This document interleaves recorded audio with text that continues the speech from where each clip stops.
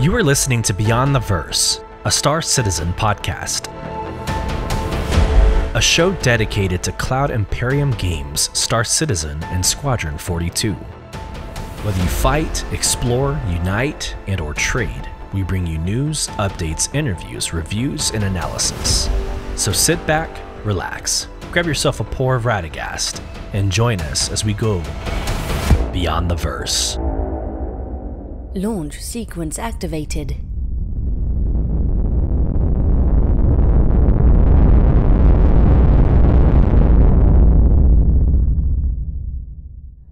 Hello, friends, and welcome to Beyond the Verse, Star Citizen podcast. I'm your host, Solus, and on today's episode, we are looking back at 2953, 2023, and evaluating this year in Star Citizen.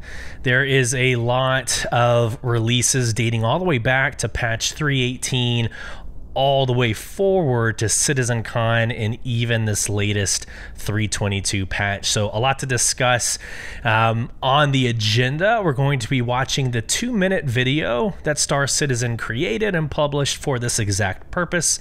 Then we'll get into some of their social media posts that call out more data. And if you know anything about me, data is where it's at. It's what drives me, and I'm always super excited to see the different points of interest that a company can pull out of some of these numbers.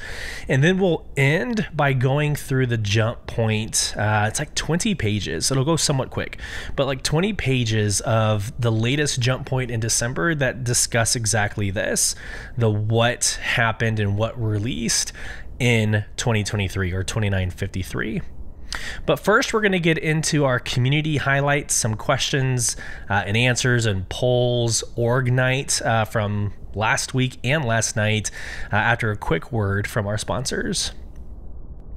Welcome back. Alrighty, so let's go back to Org Night 1. So this is about a week ago. We asked at the end of that podcast, we asked about of the 3 new derelict sites on Microtech, because if you recall, we traveled and explored Microtech. What has been your favorite star mapped location, right? So that's Harper's Point, Astor's Clearing, and Dunborough. Literally 100% chose Harper's Point, and honestly, rightfully so. It is that gorgeous location with the tall trees and the lake in the center. It's got the, say balcony, that's not right.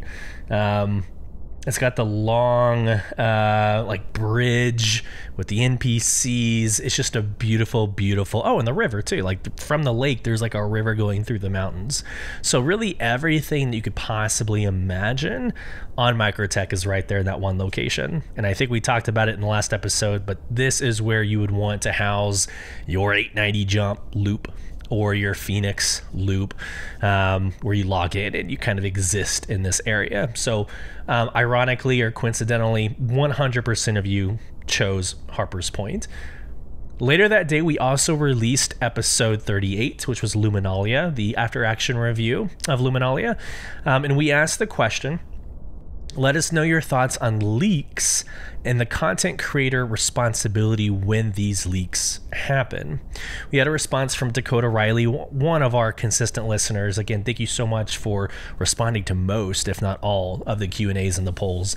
But Dakota Riley responds back with, leaks can be exciting when it's data mined from files in a game or hidden content on a website, but hacks and then the disgruntled employees anecdote posting content is bad for dev teams and shouldn't be condoned. So 100% in agreement with you there. I think, we didn't really get a lot of negative feedback from our 10-minute montage of leaks, and honestly, it kind of died away after the episode, and so really nothing hung around that permeated social media or is worth continuing to discuss. But I'm glad we addressed it. I'm glad that you as a listener know where at least we stand, and we will never waver on that thought process. Going over to episode 38's polls, we asked, what is your favorite segment of this podcast? Again, 100% of you said that the Luminalia After Action Review, kind of recapping the 12 days, what we experienced. 100% of you thought that was the best aspect to that episode. So from a Q&A perspective, from a poll perspective, there we go. We are done with that already. Let's talk the holiday season. Just again, before we get into the after action review, before we get into the year in review portion of this podcast, I would love to know what each of you got for your holiday. You know, whether you celebrate Christmas or not, whatever you were gifted. I was blessed. I was blessed in receiving what you see on my right, think screen left. I was blessed with my own copy or my own set of VKB premium joysticks. So thanks to my wife, obviously really do appreciate it. A little bit of clarification. So during Org Nights, I had made a couple of comments, and like half the group thought I already had these. So let me just clarify. Anytime I've ever played on a friend's set, or I've gone to a convention to play with the joysticks, they were always VKBs. So my recommendation, what I am comfortable with, is based off of those experiences. I've never actually owned a set of VKBs. So when I say that I've played or I play on VKBs, it's really my only experience. And then fast forward, I did have Thrustmaster and Virpil reach out. Hopefully we can secure a couple of demos. Obviously I'm going to send those back. I'm not going to keep them unless they tell me I can. But we'll test those out, fair and balanced, unbiased, and see how those work. But this episode is not brought to you by VKB. They are not sponsors of this show. But let me just tell you how much of a game changer these controllers are. So on the left hand, I did end up going with the Omni throttle. On the right hand, just your typical, they call it a space combat joystick. But the premium editions of both, so there's a couple of extra gun configurations or button configurations. But these are incredible. And honestly, the learning curve is not that bad. I want to encourage you and kind of remove maybe that stigma that you're going to have to climb out of this learning curve, kind of like the Tobii Eye Tracker. I will say the Tobii Eye Tracker it takes some getting used to. That is legit. You're not used to it unless you are in virtual reality and you own one of those Oculus headsets or what have you. You're just not used to moving your head and the screen moving with you. There's something natural about the joystick maneuvering, right? The dexterity it takes to move your left hand and right hand. It is very natural. So again, I want to encourage you that should not be the reason why you are slow to pull the trigger. Sorry for the pun. You should get these because of the immersion. Now, another caveat, I'm less accurate. I don't know how you can possibly be like a meta content creator who creates videos on the best setups for in-game configuration and think that you're going to continue playing on joysticks. Now you've got to be very, very now that is a learning curve. You got to be very good at maneuvering the joysticks to match the accuracy of a mouse, right? Like my mouse and keyboard skills on point. I can fly with the best of them. I'm extremely good at maneuvering, and again, the accuracy that you can move the mouse. And like my mouse has like a sniper button. So, if you get close to your target, you hit that sniper button and it slows the sensitivity, or it lowers the sensitivity extremely low so you can get that nice, precise shot. So I am much more accurate. I've learned this in the last couple of days. I am much more accurate with the mouse and keyboard, but this is worth getting used to. You see the boxes on my right. I'm not going to do some, video maneuvering for those of you on YouTube on showing you my setup. But right now they are sitting on top of my desk. So my birthday is coming up. I might be pursuing like the Monster Tech mounts to at least get them mounted on the desk. I don't necessarily want them on the chair. There's something about, I also work on my work laptop, kind of on this desk to my right, screen left. So I don't like necessarily the idea of like turning, working, being able to hit those joysticks. So I want to desk mount them to my gaming setup or my gaming rig. That'd be the one thing.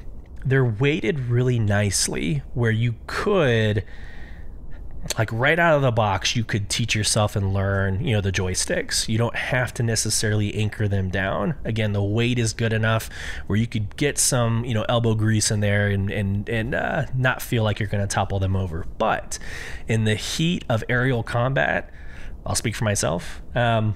Several times I have gone way too far too fast and they will topple over, and that of course will throw you off your game. So consider mounting it in some way, shape, or form, whether it's on the desk or on the chair. I'm going to be pursuing Monster Tech, even though they are kind of probably more on the expensive side, but they are tried and true. I have a lot of friends in the content creator space that use Monster Tech and they swear by it. So I'm going to take them up on that. So again, I highly recommend the VKB controllers. It actually helps with the Tobii eye tracker because you kind of get into this leaning aesthetic, right? So as you throttle forward and you strafe to the left and right, or you roll, your body kind of naturally moves in that direction. It's like riding a motorcycle for those of you who have your license, or hell, even if you don't, guilty of that. You're kind of leaning into it anyways, so it's natural for your head to move, and that Tobii eye tracker has become more natural for me, to the point where now all I have it on every time that I fly. So it's a great combination if you're willing to put in the money for it. So there you go. I think this is a really good time to kind of transition into the purpose of this podcast. And again, just a reminder, we are going through the year in review. First, the 2-minute video for those of you on YouTube. I'm going to try to like keep up with the subtitles. It's a lot. So I'm going to try my best to just kind of read off what it says, but we will be covering these items in the next couple of minutes. So the 2-minute video straight into the Twitter or X posts, and then we'll wrap it up with the Jump Point article of this year in review. So let me go ahead and fire up the video. I have continuously learned my lesson to pull it off of YouTube. So here we go. Let me share my screen, and then we will go through this together. Here we go.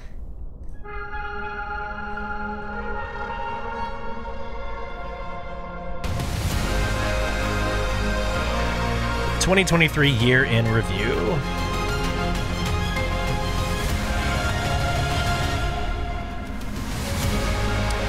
New features. Persistent Entity Streaming, Gen 12 graphics, personal cargo containers, soft death, Arena Commander rework, 12 new racetracks, mining enhancements, Loreville, Arena Commander experimental mode, salvaging, cargo system refactor, component salvage, physicalized cargo, vehicle tractor beams, new player hair, new locations. I think I'm doing okay. Sand Cave, Secrets of Daymar, 15 new derelict settlements, Seraphim Station. New missions goes way too fast. There's no way I can keep up with that. The new ships, the Santok Yai, the C1 series, the Cutter series. I'm failing. I have failed. We did get the Pyro 4.0 preview channel. Awesome. Now they're showing Bar Citizens and the community events, which is awesome. And then it ends on the video of the conductor that we saw in the Future of Gaming video. Hello. So they're showing us CitizenCon now. 2953.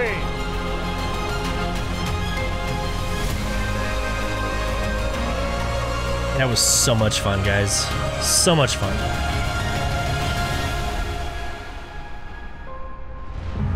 Ha. Thank you for the memories in 2023. See you in 2024. And it ends with Chris Roberts basically crying at the end of CitizenCon.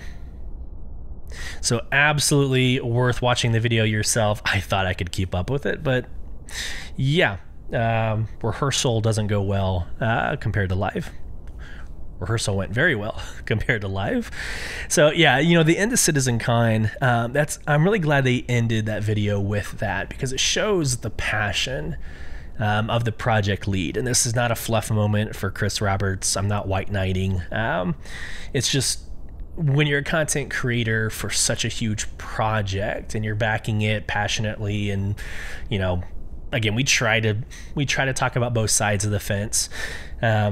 You go through the emotions with everybody else, right? You go through the same emotions as the developers, as other content creators, the gaming community.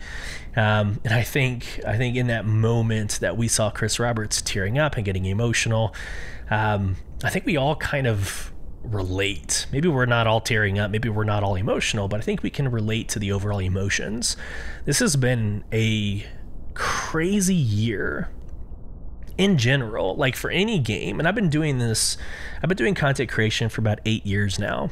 I think we've said this before many times. So for 8 active years, 6 podcasting for 4 different games.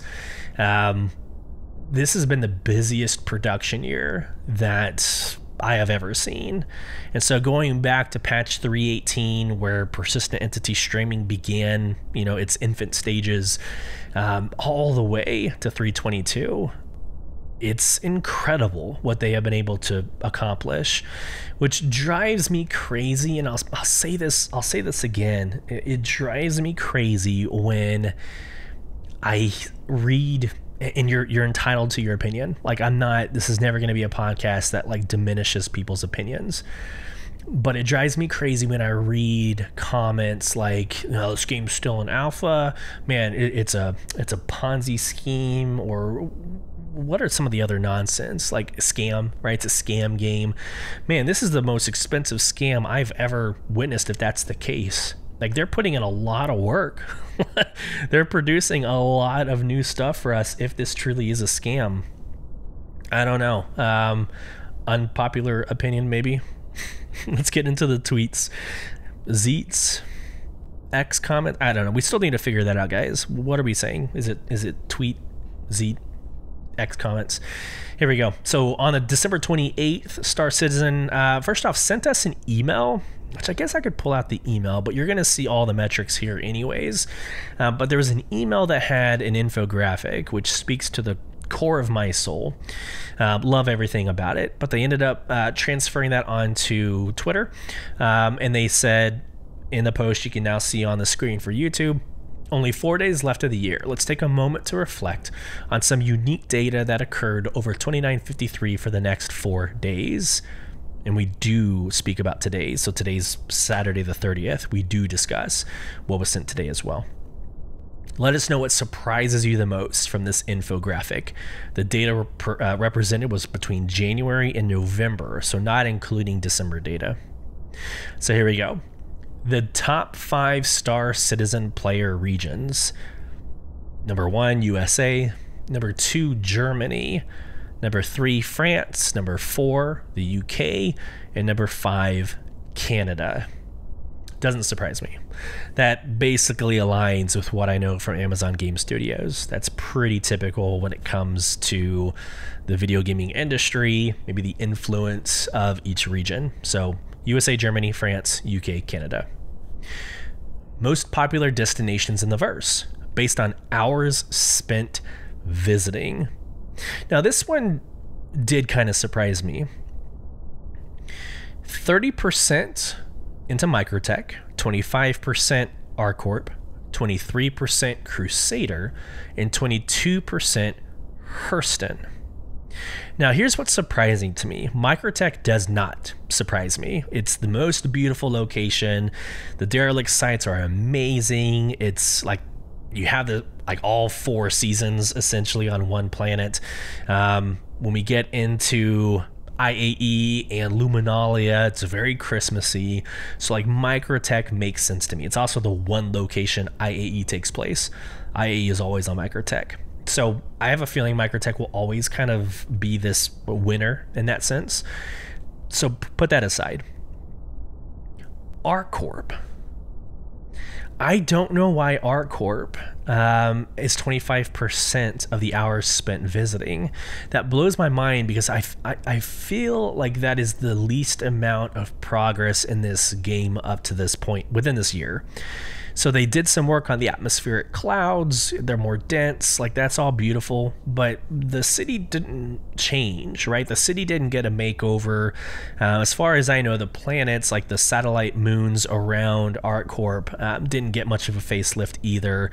Of all the locations, ArtCorp saw the least amount. You know, Crusader has Seraphim Station. That was brand new. We got rid of Port Olisar.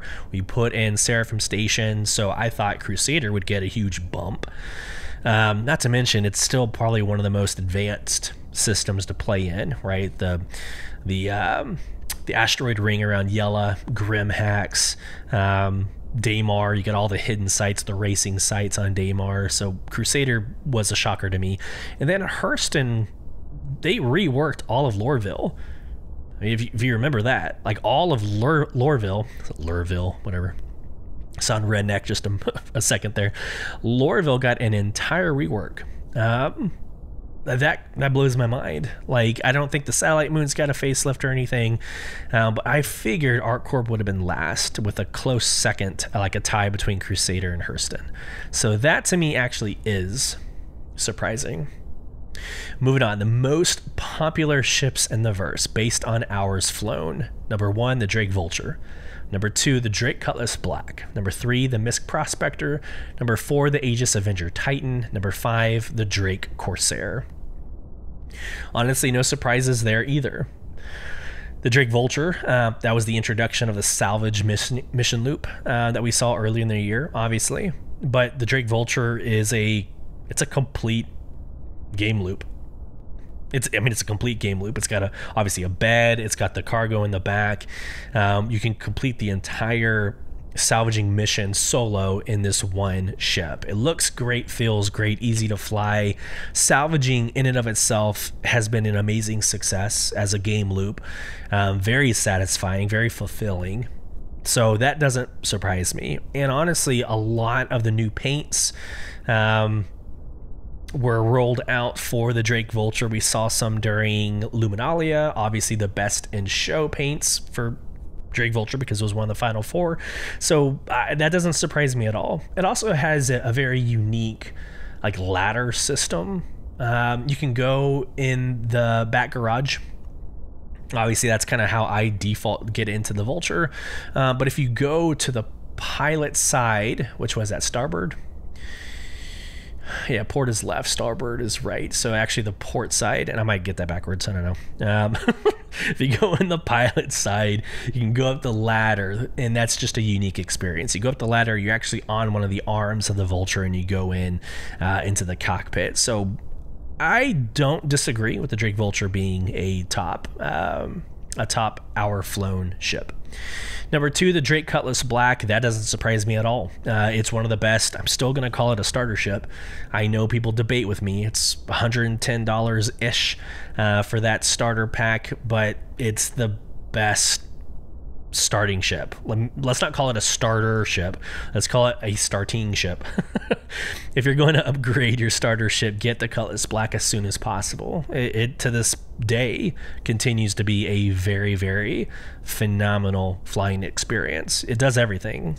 You know, cargo, you can put a mule in the back, right? So for cargo missions, you can put vehicles in the back. Honestly, the blue and the red versions of the Cutlass are phenomenal as well. The Cutlass Red continues to be one of the best drop ships in the game with 2 medical beds. The Cutlass is a great series. All right, number 3, the Misk Prospector. That's the mining. Doesn't surprise me. Mining is a phenomenal loop as well. Basically the Vulture, but for mining. Had some issues with the bags falling off and not respawning. D-Rock, my brother, in the game experienced this many times. So I think there's been some buggy issues with the Prospector that have maybe turned some off. The Aegis Avenger Titan, which is number 4, kind of for me, correlates with the Drake Cutlass Black. The Avenger Titan is like your starter ship, and then once you get used to it, once you get into the verse and you realize you need more ship to do things, you usually upgrade the Avenger Titan to the Drake Cutlass Black. That's a very common upgrade loop. Number 5, though, it continues to surprise me. So the Drake Corsair, I know that got Best in Show. Okay, Roger. We can fight all day long about why or how. The asymmetry of the ship, I think, is a unique, like you have to have the palate or the appetite for an asymmetric ship. A lot of people love it. It's very Star Wars in that sense. There's a lot of asymmetry in Star Wars ships. It just, I don't know. I don't necessarily know why this is winning out so much. It has a lot of front end firepower, so it's great for bounty hunting. Okay, fair. But I tend to always have issues with, the 3 wings, raising them and lowering them, trying to get into tight spots, landing. There always seems to be an issue with the wings. Once you get in the air, okay, great. That's awesome. I'm just missing, like, why is that number 5? And at like $200, I think it's actually more than $200. It's a very expensive ship on this lineup. I think the Drake Vulture and the Prospector are just over 100. The Cutlass Black is just over 100. The Avenger Titan, it's your starter ship, so I think that's 50, 60. But the Corsair is like 250, if I'm not mistaken. So based on hours flown, that's surprising to me, for hours flown, right? Last for this post, the most popular armor purchased. So this makes a lot of sense to me. The combination looks ugly as heck. So the picture, just real quick, the helmet. So the ORC Mark X, the ORC Mark X helmet, specifically the Singularity model.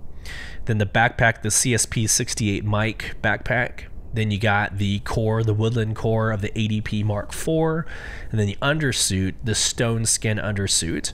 The numbers here, whatever. I mean, I guess it's interesting, but the most popular armor purchase, the stone skin undersuit, was 1.2 million armor purchased. That's pretty crazy. The backpack, 604.6K. And then you've got a very close tie with the Singularity helmet at 355.6K, and then the core at 366.3K. So the numbers are pretty interesting. It makes sense that your undersuit and your backpack, as those are kind of universal, those would be your higher numbers. But the helmet and the core, that's an interesting combination. Again, the picture that I'm looking at is ugly as hell. I would never combine all of these. But if we go to the uniform of Soul Provision, so our organization, we use the ORC Mark X gear, just straight up from top to bottom, but the Nightfire colors, because that just, it's a beautiful color combination. I also don't see the arms. They left the arms out of the most popular armor purchased. That's interesting. Anyways, back to my comment. So the stone skin looks the best underneath that outfit, as it does. It kind of has the highlights, the red veins that are stitched throughout. Looks really good on the undersuit. So I think that's pretty common. Which, by the way, I'm also noticing they don't have legs on her either. So no arms, no legs. Wow, my ADD is super high right now. Going back to the comments, the stone skin undersuit looks great, really underneath anything. And then we were using the CSP 68 Mike backpack. I think it's the most volume for a medium backpack. However, we discovered, what's it called? The Sinkhole. We discovered the Sinkhole backpack that's only available out of Grimhacks, which looks sick with the Nightfire colors. So there you have it. It's a beautiful, beautiful armor set. So we're pretty close to being aligned with the most popular armor purchased, with a couple of nuances, a couple of differences here. So, all right, let's go to day 2. So that was the 28th. The next one's the 29th. Quote, today we're highlighting this year's deadliest in the verse from ships, weapons, and even citizens. Who's planning to make it on this leaderboard next year? I usually don't give clout to other players on this podcast, like unless you're a guest or whatever. I think because I'm not necessarily sure who they are, if they represent the brand well, like they might be total issues in the community, or they might not want their name plastered or spoken into a podcast. So I'm not going to get into who the top citizens were. We'll at least get into their numbers, and I hope that kind of makes sense. So here we go. The top 5 deadliest ships based on number of kills per ship. You got the Drake Corsair at 6.2 mil. The RSI Constellation Andromeda, interesting, at 4.4 mil. The Drake Cutlass Black at 3.7 mil. The Scorpius at 3.6 mil. And then the Anvil F8C Lightning at about 3 mil. Couple of interesting callouts here. So the Drake Corsair, again, it's not the ship that shocks me, it's the price tag. So I know it was a subscriber ship at some point, and because it was best in show, I think you had access to it basically all of Q4, I think. So the numbers sort of make sense, it sort of adds up, but that's still like a $250 ship. You would think it wouldn't be as common as some of these other ships, but 6.2 mil, I mean, that is the majority, easily the majority. That's 2 million more than the number 2 spot. So that number is pretty absurd to me. Now, again, like I said, it has a lot of front end firepower. The maneuverability is not as nimble as I would like. Like, that's why I like the Scorpius. I like the Lightning. I like having that heavy fighter that is very nimble and agile. So I don't think I would subscribe to the Drake Corsair, but clearly it is a fan favorite. The Constellation Andromeda, I don't know if I have any strong opinions there. It is a really good, so I know at least the what did I have first? I had the Aquila first, but you're missing a lot of firepower because of the satellite replaces the top turret. So I can't really say the Aquila, but the Phoenix has a really good solo capability for bounty hunting.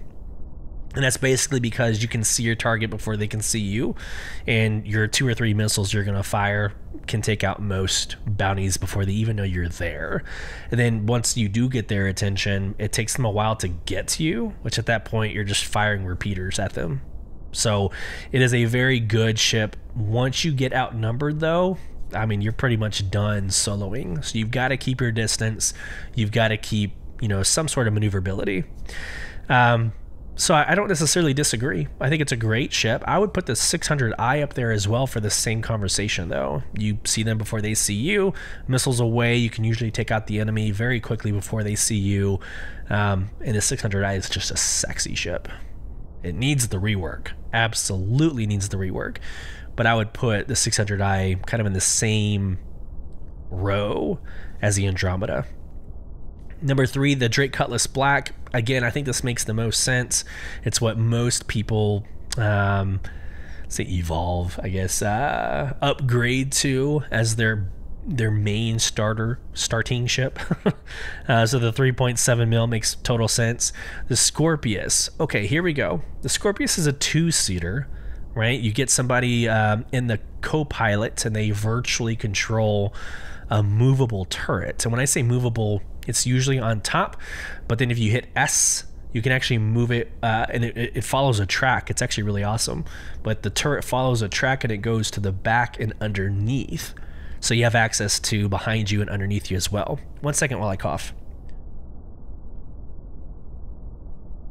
Excuse me. So I have done, and this is before the F8C Lightning, I have done most of my solo combat with the Scorpius and have been perfectly fine. From the Pirate Swarm to the Vandal Swarm, right, to getting the badges and very high risk target certifications. Like, the Scorpius was my ship, and then whenever I had 1 or 2 other people with me, I would throw somebody in the cockpit and we were unstoppable, right? The Scorpius would literally shred through anything. And it has the cool like Star Wars X-Wing aesthetic. So I still to this day will recommend, people asked, in fact, in Org Night, I was asked, like, what is the best heavy fighter? Like, would you rather spend money on a heavy fighter and solo it, or a medium fighter that can hold 2 or 3 people? Honestly, the Scorpius is great all around. That and the Hurricane. So the Anvil Hurricane is also a very, very good option as well. But here is the shocker. Number 5, the Anvil F8C Lightning. And I do want to give, there's an org member of ours, Stillwicker Beast. I want to give him credit for kind of shining light on this first. But the Anvil F8C Lightning, that came out like mid-year. Later than mid-year. And it has 3 million kills. Like,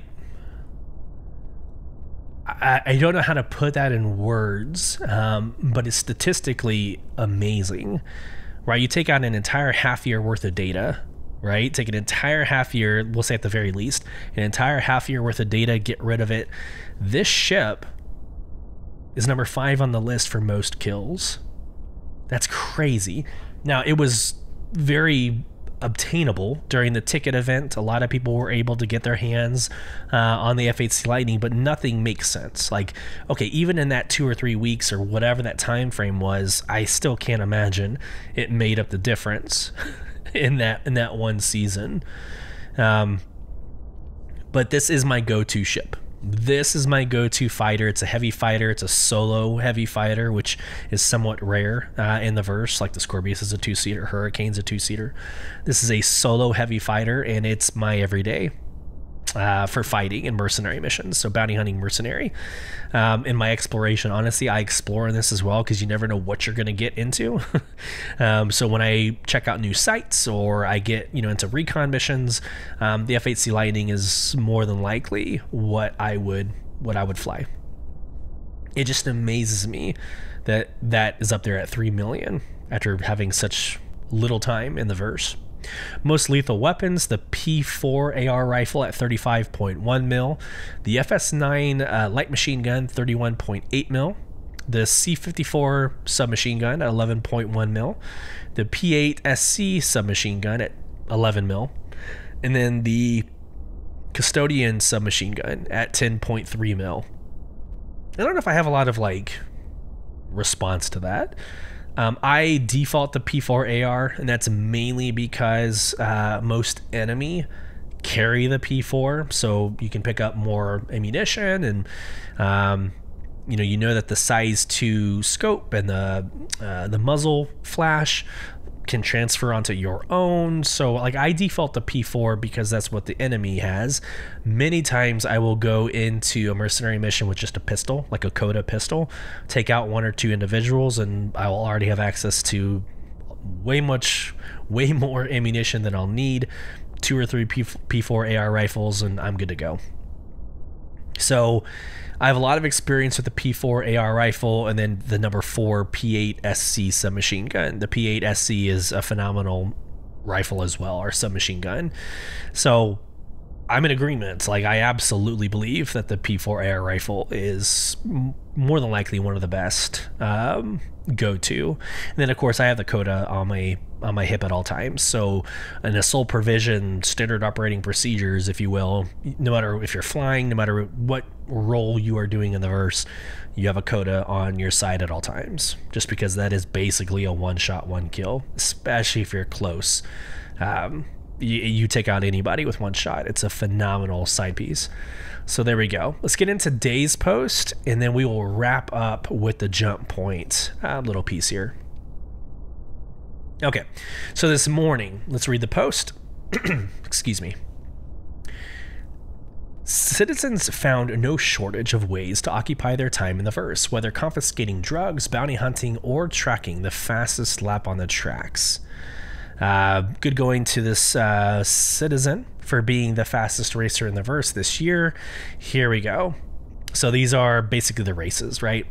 Arena Commander, top 3 modes. Number 1, Elimination. Number 2, Duel. Number 3, Pirate Swarm. Pirate Swarm, again, makes sense. A lot of people want their Pirate Gladius and their Pirate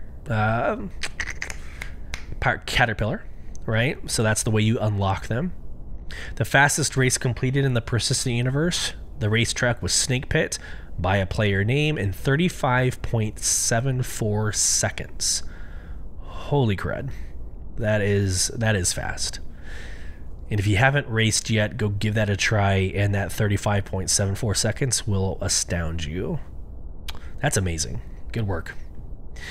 Bounty missions completed. 6.7 million bounty missions completed. Here we go. 1,916,857,705 units of maize sold during Jumptown. Whew. Okay, so 1.9 billion units of maize sold during Jumptown. That's an insane number. Insane number. Salvaging contracts completed, 699,076. And then UEC earned from selling RMC, so the salvaging material that you scrape off of holes, 389.4 million UEC. So I don't know if you're like me and you like numbers, but just it puts things in perspective. Another way of saying it, like it puts a coefficient in front of a variable, right? So when you're comparing X, Y, Z, putting a coefficient like a number next to it, it adds weight. It adds that compare and contrast value.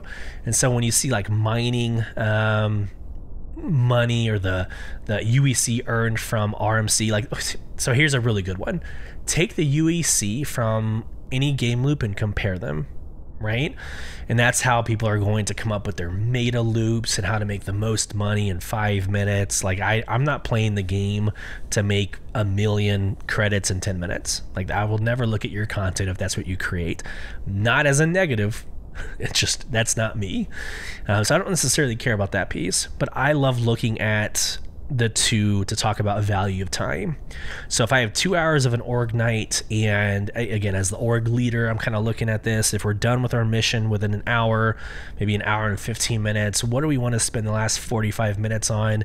Well, having these coefficients, like who needs the most money? Well, let's get into a hammerhead and knock out some bounty hunting.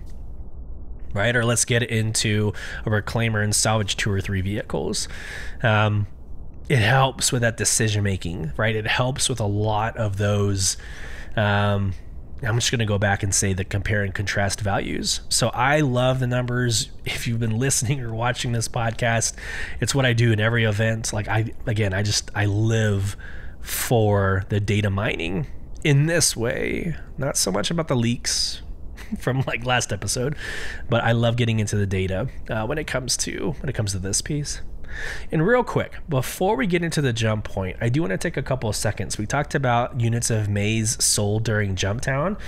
If you haven't done so already, last night's org night as a bonus episode is available for you now. You can go and look at the episode list, and it's going to be ON02 for org night, ON02, and it's called Org Night Jumptown. It is an amazing 2 hours worth of content. There was 10 of us from Soul Provision.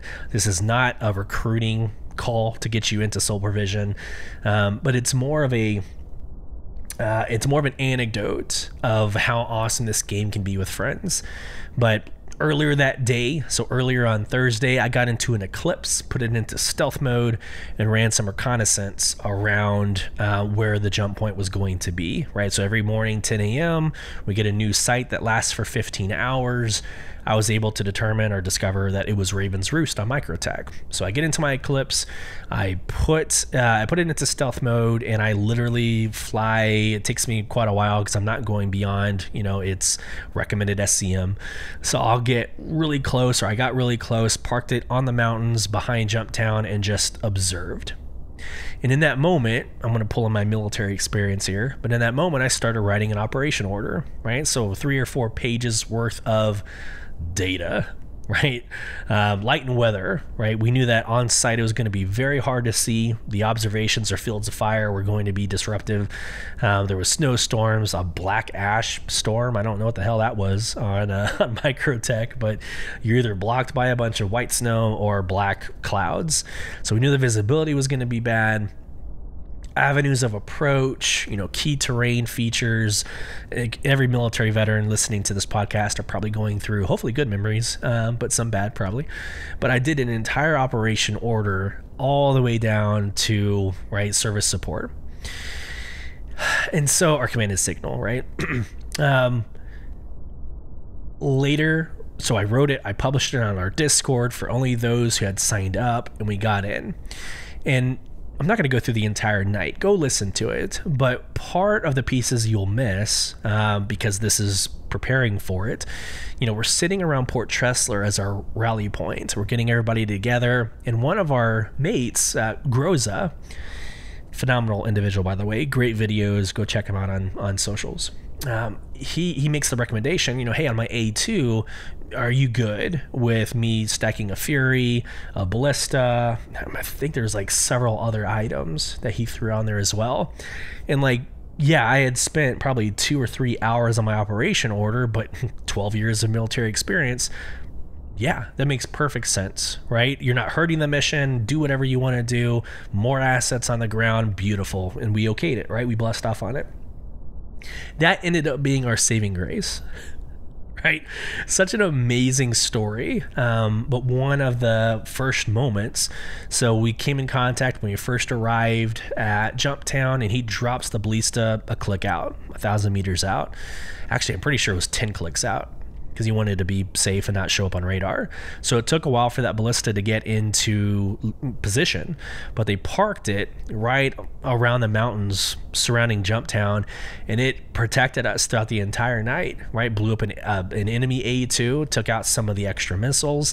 Groza got into his Fury and was able to leave the A2. Beautiful video, by the way, go check it out. But he leaves the A2, he backs up out of it, flies up and takes out the enemy A2 by blowing up the A2's bomb, and that bomb blowing up actually took out the back end of the A2, and the A2 blew up. Just a really awesome story. But there was, again, 10 of us. I was pulling reconnaissance surveillance. We had sorties flying, right, counterclockwise formation, around pulling security. We had a dead zone established, and the 10 of us took over Jumptown and held it for 2 hours. I don't know, maybe raids in World of Warcraft or Elder Scrolls Online, that takes coordination, I guess. But this is a different level of coordination. It was amazing to experience. And if we have people streaming it, I don't stream. I don't see the value in that. I'd rather be focused on the community, right? And the community being the org, focused on the interactions, focused on the strategy. I don't really want to be entertaining while I'm doing all this, which is why I have a podcast, our main reason why I have a podcast. So you can't watch it on what I do, but Stillwicker Beast, Groza, there's a couple of others that stream org nights, or you can join us at the end of the podcast. I'll tell you how to. Star Citizen is better with friends. I can't say it enough. Join an org. Might not be sole provision. Join an org. Okay. Let's fire up Jumptown. Give me a couple of seconds here. Boom, boom. Sharing my screen for those of you on YouTube. And I'm pretty sure I said Jumptown. I meant Jump Point. So here we go. This is issue 1106, the 11th year, 6th edition. This was the December Jump Point. I almost said Jumptown again. This has a really good, first off, here's the table of contents. Star Citizen A Year in Verse, that's what we'll be covering, but this also covers behind the scenes Drake Cutter series, Living Lux with Molly. That is kind of a lore piece, if you will. And then the portfolio Rough and Ready, that is also a lore piece, which was actually also in the Galactopedia, which we covered, several months ago. So let's get into page 5. A Year in the Verse. So some of this I'm going to read to you almost like our lore segments. I was going to say sections. Most of our lore segments, I end up just reading from the Galactopedia.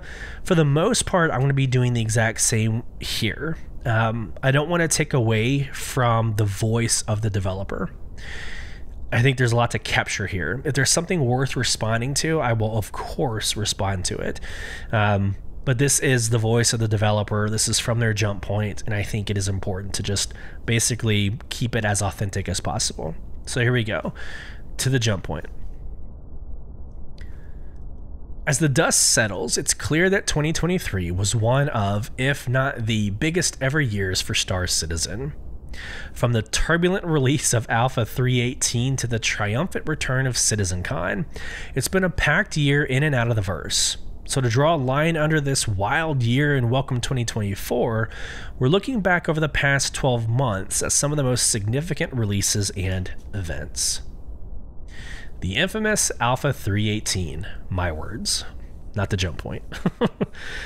Alpha 3.18 was actually right when we created the Beyond the Verse podcast. So in March, I believe the first airing published like March 19th. So since then, over 9,000 listens, 39 episodes. From a kind of an internal view, like it's been an amazing year for Beyond the Verse, but we got started in the shit of it. Like in the midst of probably one of the worst moments of Star Citizen, we started our podcast. Arguably gave us a lot of content to discuss. Oh yeah, but we got our feet dirty, our feet wet very quick. Back to the article. Alpha 3.18 Lasting Legacies on March 10th.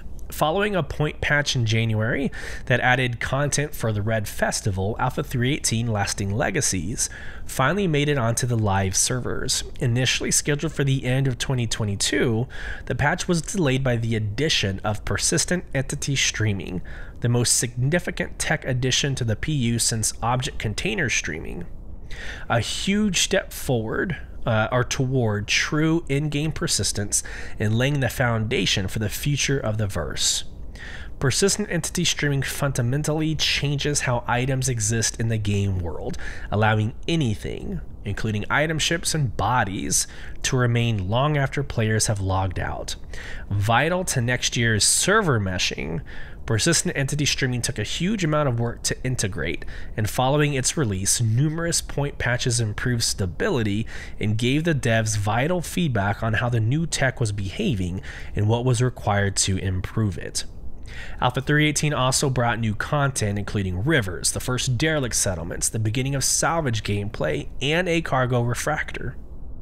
It also saw the introduction of one of this year's most popular ships, the Drake Vulture, which almost cleaned up at Ship Showdown 2953. Almost. March 17th kicked off Stella Fortuna, and its content encouraged players to tempt fate for the chance to win vehicles and exclusive paints. Break. So that Stella Fortuna was one of my first posts that went viral. Viral relative to Star Citizen social media. We were going through the shit of 3.18. No one was able to play. No one was able to log in. All the 30K, 60K, 90Ks, all the Ks were happening. And they kicked off a marketing event like, hey, when you're in game, take a screenshot. Well, the problem was you couldn't get in game. So I made the comment on social media about being tone deaf. In that moment, the marketing team, you don't necessarily halt what you're doing because of a couple issues that didn't really have a to be determined completion date. You don't really stop what you're doing. So like it's understandable, but that was in the heat of the community just on fire. Right, so having the Stella Fortuna event was a little rough on some of the perception.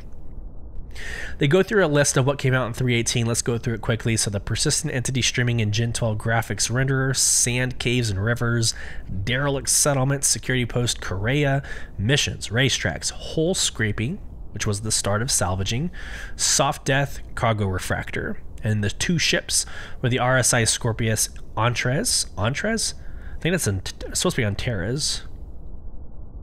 might be a typo, Drake Vulture. And that Scorpius Antares was its own kind of drama, right? The Scorpius was already an overpowered heavy fighter, put in a quantum dampener. Now it's very, very OP. So moving on. Shortly after that, on May 17th, we got Alpha 319, Call to Adventure. The theme of spring's Alpha 319 patch was adventure, with the new Ghost Hollow outpost and related missions delivering a serious dose of action and excitement. Alongside a huge rework of Lorville's industrial cityscape and updates to salvage, the patch introduced updates to stability and persistent entity streaming, which would be an ongoing initiative throughout the year. New players were catered for two with the debut of the new player experience. That's definitely a typo. Now, fresh-faced citizens can follow an introductory mission from the minute they first enter the verse, including guidance on how to get around, use the Mobi-Glass, access and fly ships, and more. Mid-June saw the community team meet and socialize with citizens in all of CIG's home cities during their now annual International Bar Citizen Weekender, and Foundation Festival encouraged veteran players to support new recruits throughout July. In the list of items, Ghost Hollow, component salvage and salvage missions, mining gameplay enhancements, stability and persistent upgrades, new player experience, Lorville City upgrade. And the ships. Yeah, the Mirai Fury. There's a flyable and non-flyable. So the Mirai Fury flyable, the Mirai Fury MX concept, the RSI Lynx, and the Tumbril Storm concept. So this was, I think most people take away the Lorville cityscape. Not everybody was into the PvP Ghost Hollow. Get into the whole griefing conversation. That's another podcast at another time.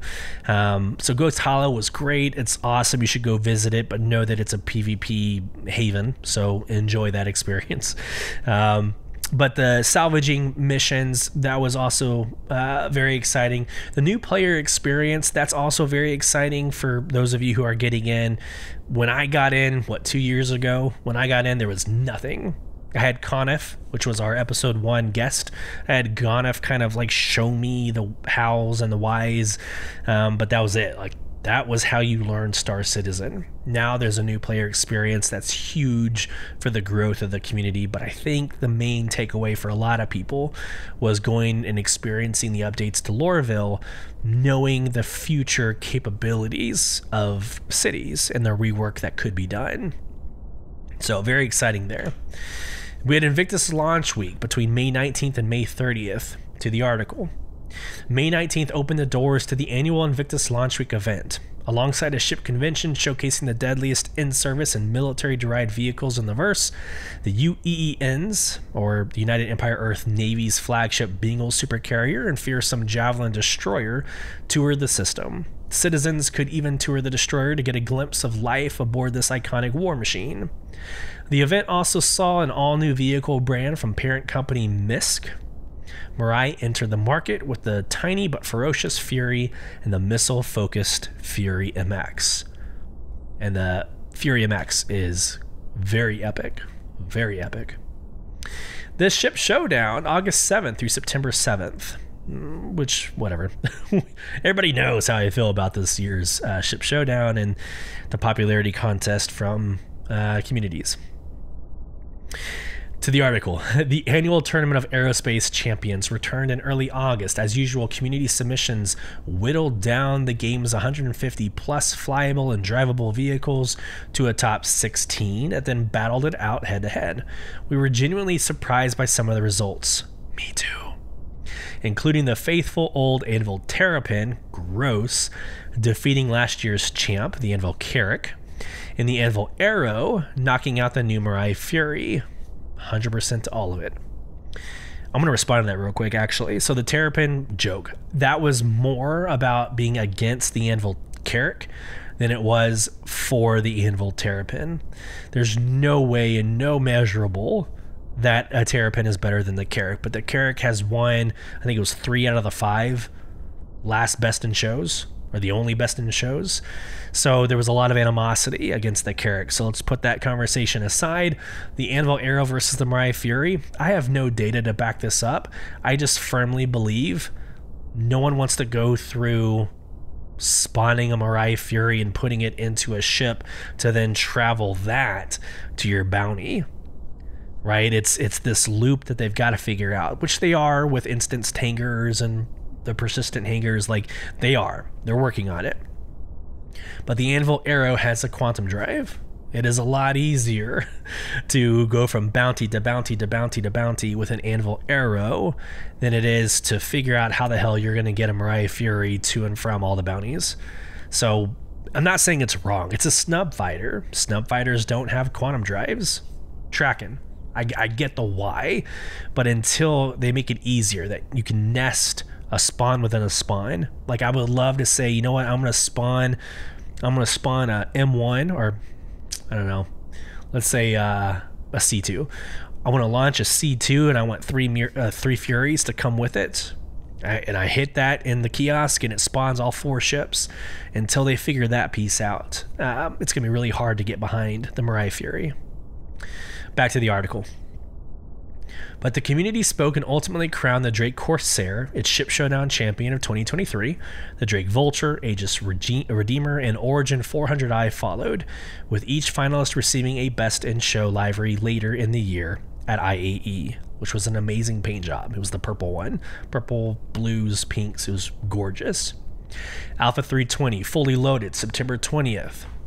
Alpha 320 made the live servers in September and brought with it the first of 3 huge Arena Commander updates. All new racing tracks, modes, maps, and features premiered in the biggest update to the all-action game module yet. However, Alpha 320 also brought about the demise of arguably the PU's most iconic location, Port Olisar. Port Olisar, the first space station every long-term player first woke up in, was replaced by Seraphim Station due to the OG station's legacy construction being unable to accommodate Star Citizen's upcoming features and tech.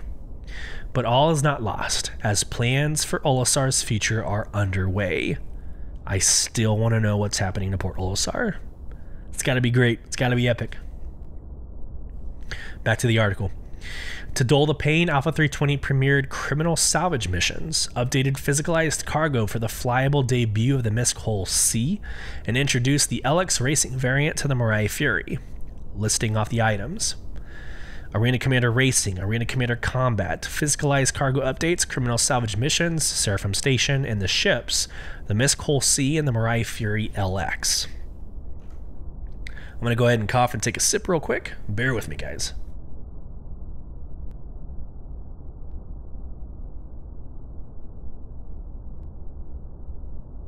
Whew, all right.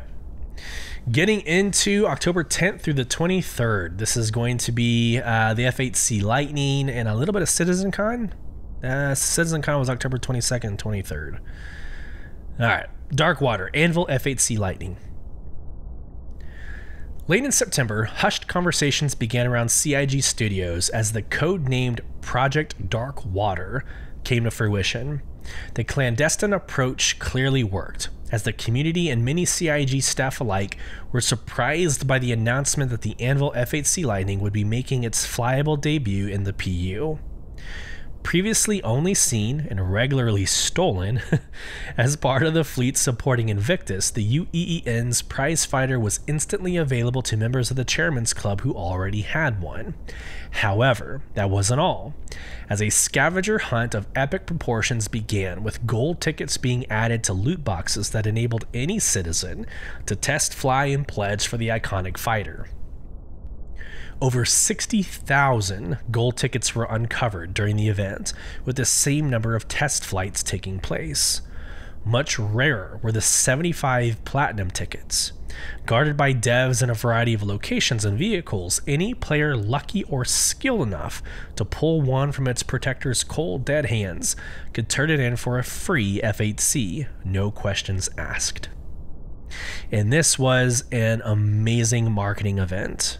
Now, there's two sides to this coin, however you want to look at it.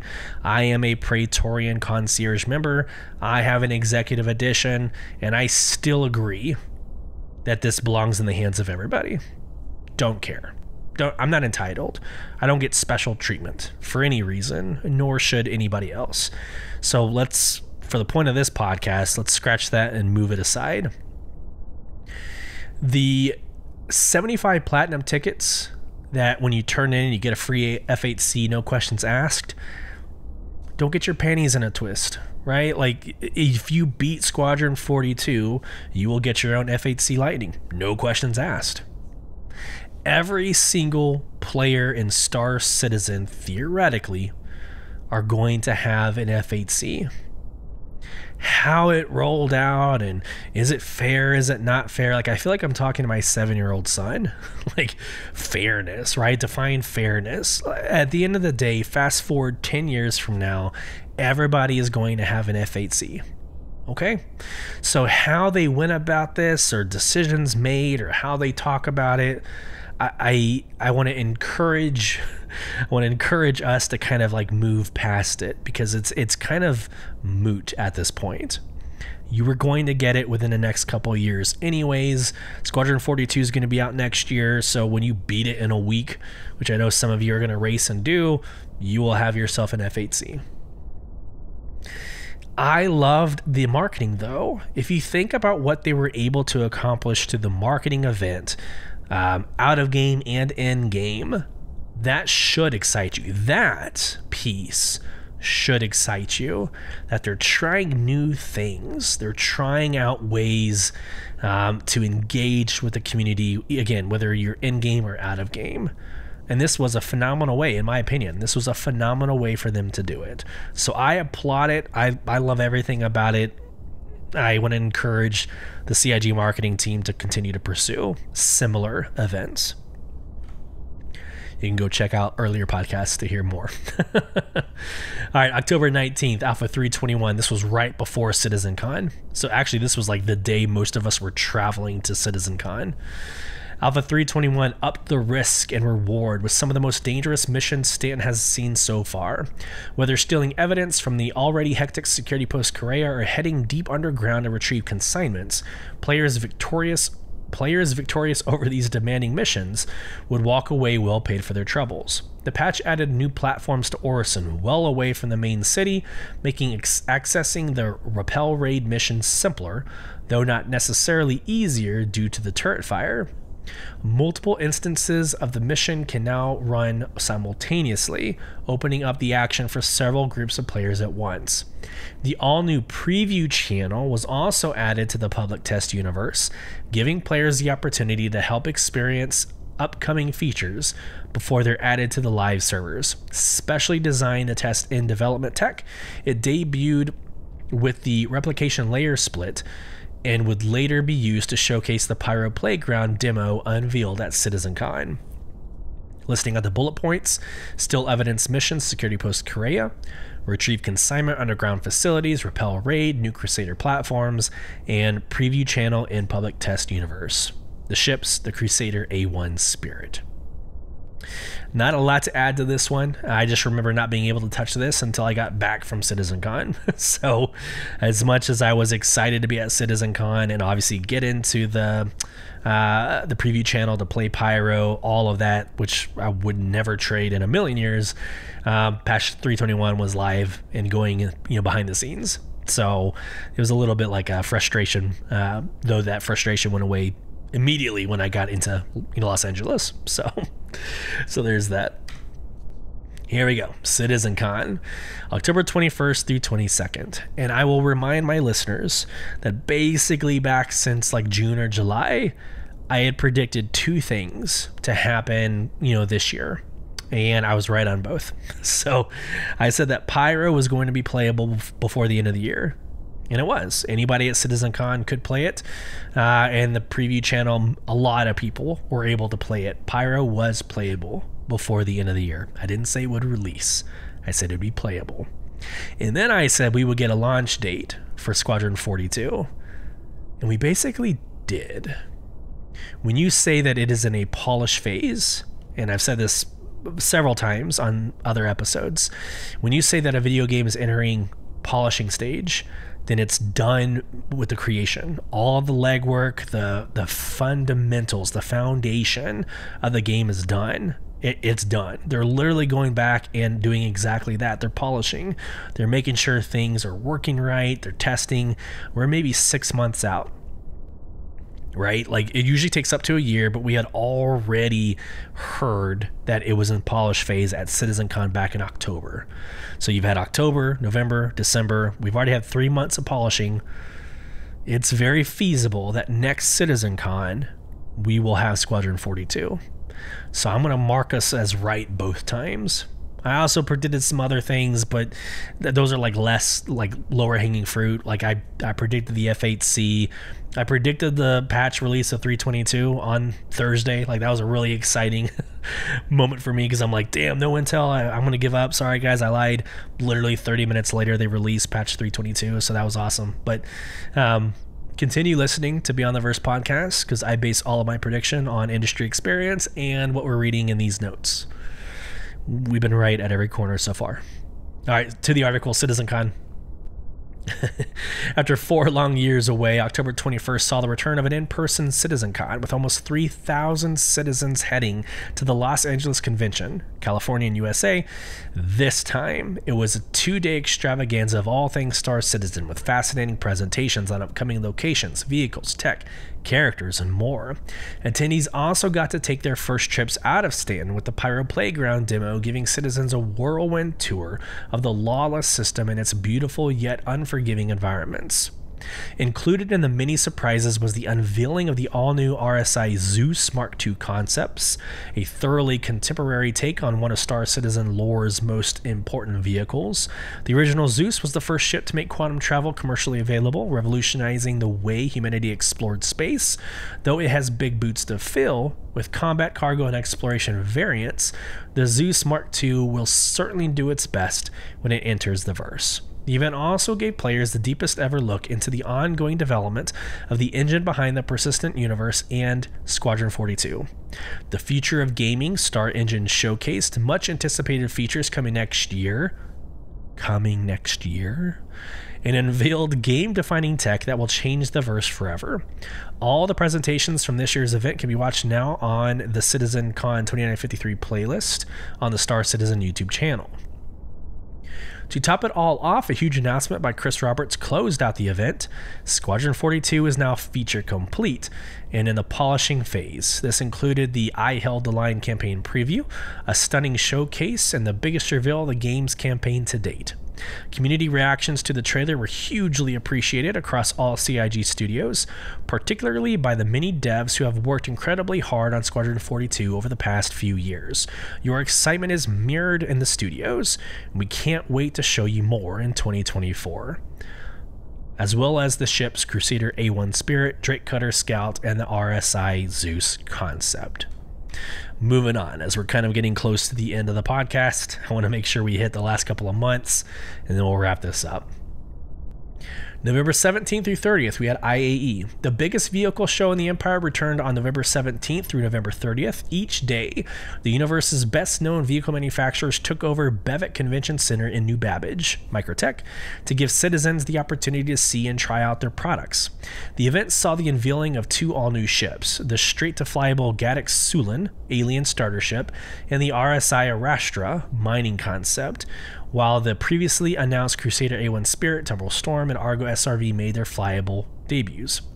With Whitley's Guide on an indefinite hiatus and its host still unaccounted for, the official IAE event program kept visitors informed kept visitors informed about the goings-on around the show.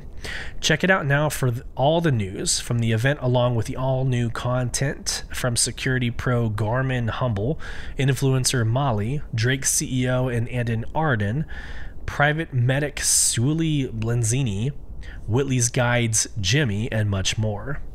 I don't know why that was so hard for me to read. The ships, the Gaddox Sulin, Crusader C1 Spirit, Argo SRV, Temporal Storm Alpha Alpha, which was in concept, and the RSI Arastra, also in concept. Last but not least, Alpha 322 Rex to Riches. This was December 14th, or 16 days ago.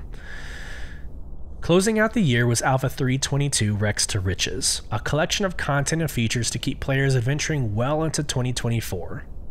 One of the main additions is 15 derelict settlements scattered across the system. Some are entirely abandoned, some are small-scale commercial hubs, and others are home to hostile gangs that aren't open to visitors. These new locations are the work of CIG's newest development team in Montreal, with many more to come next year, including the brand new distribution centers shown at CitizenCon. Helping players explore and potentially escape from these new planetary locations is the Origin X1 series. 3 open canopy bikes with a laser focus on speed and agility, structural salvage, new character customization options, personal cargo crates, and the next big update to Arena Commander also rounded out the year. To list off the items: structural salvage, derelict settlements, reworked hairstyles, Game Master events, Jumptown global event, secured cargo crates, Arena Commander update, and the ships: the Apoa Santok Yai, the Origin X1 series, and the Drake Cutter Rambler. There are more pages to this A Year in the Verse from Jump Point. It covers the Bar Citizen World Tours, a couple of other dates there, but then it goes straight into the behind the scenes for the Drake Cutter series. I think this is a great stopping point. What a phenomenal year. And let me back out and let me go to our podcast first. I want to thank every single one of you. Our numbers are through the roof. Again, over 9,000 listens, 355 subscribers on YouTube. We hit 1,111. Beautiful number. On Twitter followers. Our community is growing. Soul Provision, our in-game organization, is over 38 members. That 15 are regularly active and doing things within the verse. It has been a great year, not only for me, and I'll take myself out of this conversation, but for the community that we're building. What I call like hashtag Star Citizen Fam, this idea of a community within a community that's growing and thriving because of like-minded individuals based off of a good culture, right? I want to say thank you to every single one of you who pushed play, who continued to listen. From the ups and the downs, I think there was like 4 or 5 episodes where I couldn't get a freaking sentence out. I was coughing through everything and dying in the process, all the way to the interviews. I had 6 hosts on, to include Galactica, right? Social media manager for CIG. It's been a phenomenal year. And again, looking at CIG, what we just covered for the past hour or so, there's been a lot more released in this game in 1 year than most games in a single year. And this is a game that's quote-unquote still in alpha, that is quote-unquote a scam, right? Some of these things aren't adding up. I think we have more data this year, more information this year than we've ever had to be excited about this project, both Star Citizen and Squadron 42. So with that, I hope this finds everybody well. If you would like to join our in-game organization, Soul Provision, you can do so by going to www.robertspaceindustriescom/orgs/provision. And please join the Discord in that same process. Like, we have a lot of people that have joined on the website but haven't joined our Discord yet, and we do all our coordinating through Discord. So make sure you join the Discord as well. If you're interested in following the conversation or becoming part of the conversation, email us at contact@beyondtheversehq.com or join our socials, and it's /BTV_cast on all social media platforms. Again, I hope this finds you well. Safe travels as you traverse beyond the verse. Happy New Year, everybody. Blessings in 2024.